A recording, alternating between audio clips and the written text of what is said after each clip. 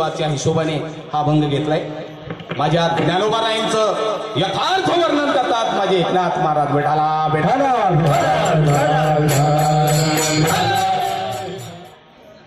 भावनिक वर्णन काय, यथार्थ वर्णन आणि भावनिक वर्णन. भावनिक म्हणजे काय आणि यथार्थ म्हणजे काय, एक एक मिनिटात तुम्हाला सांगतो.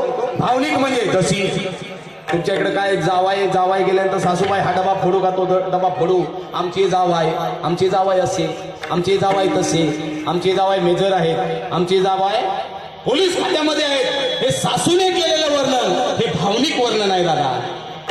पिढाला जसं एखाद्या लग्नाला म्हणजे जसं आता आपल्या माणसाचं लोक पण एखाद्या प्राण्याचं लग्न धरू,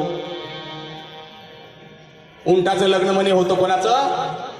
उंटाचं लग्न होतं. बरीच मंडळी आलेली, ससे बाबा, आणि आता तर बिबट्याने धुमाकूळ घातलाय. तुमच्याकडे आहे का नाही? पण मोटरसायकलून आमच्यासारखे आम्ही नवरा बायको दोघाला ते बिबट्याला नाश्त्याला सुद्धा पुरायचो नाही. सपोज सांगतो कशाला नाश्त्याला. हा तो कधी कुठून निघेल मुकणे सर. माझा तर बारीक गाडी, ते बारीक पिल्लू गाडी माझा तर. अरे दादा गाडी सकट खाई बिबट्या, त्याची बस फिट झाला कार्यक्रम. गाढव जर समजा भुंकला तर आजूबाजूला प्राणी काय माणूस सुद्धा राहणार नाही. इतका खराब आवाज पण वर्णन कोण करतोय.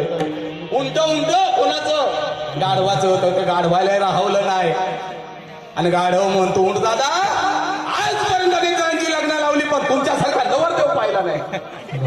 कोणासारखा? मी तुम्हाला एक प्रश्न विचारतो, माझा प्रश्न उपस्थित करतोय. उंट दिसायला तुम्हाला कसा दिसतो? हा अरे वाकडा तिकडा तो का धडाचा उंट आहे काय? त्याला असा असा असा असा हाच कळजा. मी आमचे बायकोन मी आम्ही द्वारकेला गेलो तो बरं का मुकणे सर, आणि शपथ उंटावर बसायचा योग आला.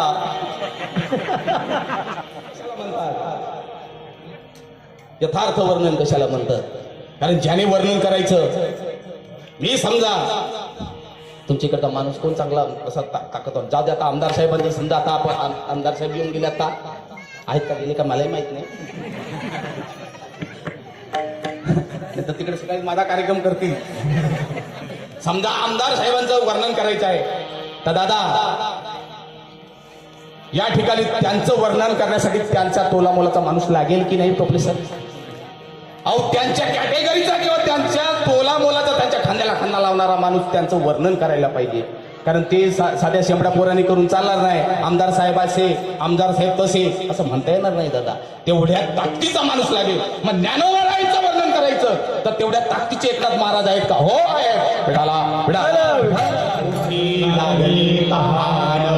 थोडं अभंगाचं सामने घेतलं तर माझ्या नाथरायांच्या अभंगामध्ये कूट अभंग जे आहे ते कूट अभंग नाथ महाराजांचा हातात जो सांगितला तो अभंग नाथ महाराजांचा, आणि ज्ञानोबारायांचा सुद्धा. मुंगी उडाली आकाशी तिने गिळले सूर्याशी, थोर नबलाऊ झाला वांझे पुत्र प्रसवला.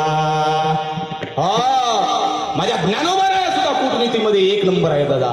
त्याचा हात कोणी धरणार नाही. एकनाथ महाराज सुद्धा त्यांचा सुद्धा. आणि आज आपण ज्यांचं भारूड प्रसिद्ध भारूडकार ऐकणार आहोत त्या भारुडामध्ये तर नाथ महाराजांनी क्रांती केली.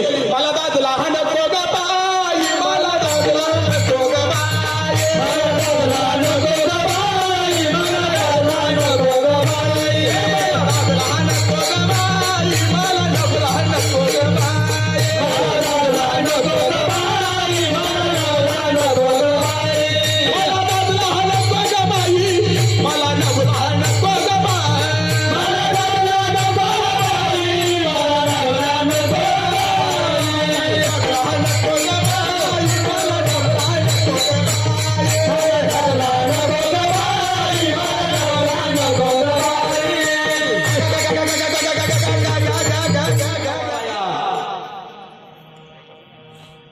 या जगातून वयाच्या 22व्या वर्षी निरोप घेतला दादा माझ्या ज्ञानोबारायांनी. सगळ्या संतांमध्ये सगळ्यात लवकर घेतलेलं एकचित असेल तर माझ्या ज्ञानोबारायांचे असेल. हो तसं तर कार्य त्यांनी संपवलं होतं वयाच्या 16व्या वर्षी. पण जेव्हा म्हणे कोण काय घ्यायला आला होता ज्ञानोबारायांना, तेव्हा निवृत्तीदाराने 2 बोट अशी करून दाखवली. किती? 2 बोट केल्यानंतर काळ 2 वर्ष आला नाही तुकाराम दादा, 2 वर्ष. पुन्हा 2 वर्षांनी काळाला सोपान काकाने 2 बोट म्हणे वर करून दाखवली. पुन्हा काळ 2 वर्षांनी आला. पुन्हा मुक्ताबाईने 2 बोट करून दाखवली. पुन्हा 2 वर्षांनी काळ आला आणि सांगितलं तुम्हाला न्यायचं आहे. अरे तुम्हाला मला नेणारा कोण?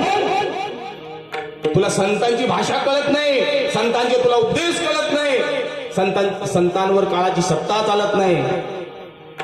त्या कॅटेगरी मधले संत माझे ज्ञानोबाराया होते. अरे तुला 2चा अर्थ कळाला नाही. मुक्ताबाई म्हणतेच त्या यमराजाला, अरे म्हणे 2 म्हणजे चंद्र आणि सूर्य जोपर्यंत आहे तोपर्यंत माझ्या ज्ञानोबारायानं कोणी बुडवू शकत नाही दादा. सांगू दे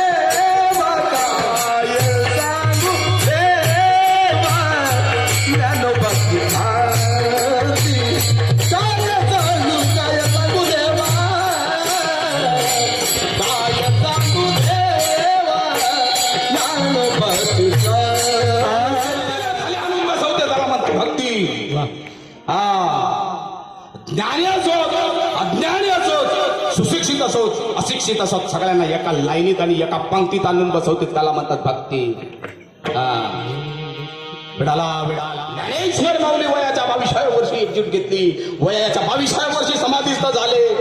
ते कृपाळू आहेत, उदार आहेत अशी बिरुदावली लावून अभंगाचं प्रथम चरण. गोपालू